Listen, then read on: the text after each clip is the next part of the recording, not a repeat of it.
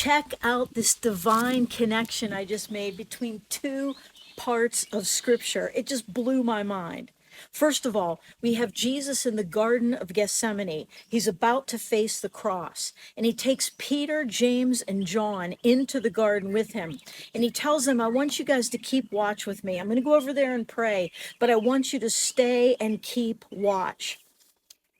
He comes back and he finds his disciples sleeping.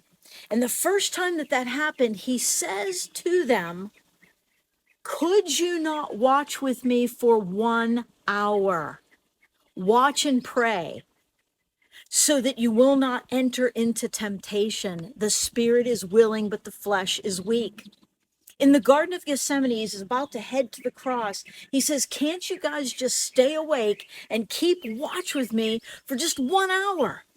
He knows, of course, what he's about to face. This is a critical period of time. And he warns them.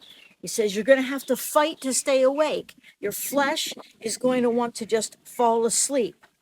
Now, in Matthew chapter 24, before the Garden of Gethsemane event, Jesus speaks to his disciples about the end times, and he likens it to the days of Noah.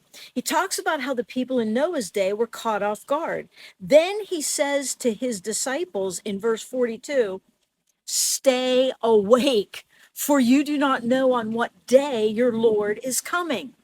There he is telling them to stay awake even before he goes to the Garden of Gethsemane and knows that they're going to fall asleep for just an hour. He just wants them to stay awake with him for 1 hour, to be spiritually vigilant, to be aware of how he's changing the world by going to the cross. And they can't even do it for an hour. Previous to that, it was on his heart to say, look, the time of my return is going to be a wild time, but what you need to do is stay awake. You need to be spiritually vigilant. You can't be distracted. You can't be weighed down by so many other concerns. Stay awake, because it's not just going to be an hour.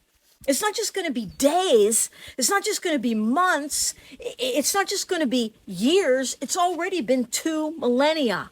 And God is asking his people to stay awake. Now, we know the longer time goes on, the closer his return must be, and it could be any moment. But my question is, will you stay awake with Jesus? He wants you to stay spiritually vigilant for the purposes of prayer, because you know that just like in the days of the cross, his return is when something really important is going to happen.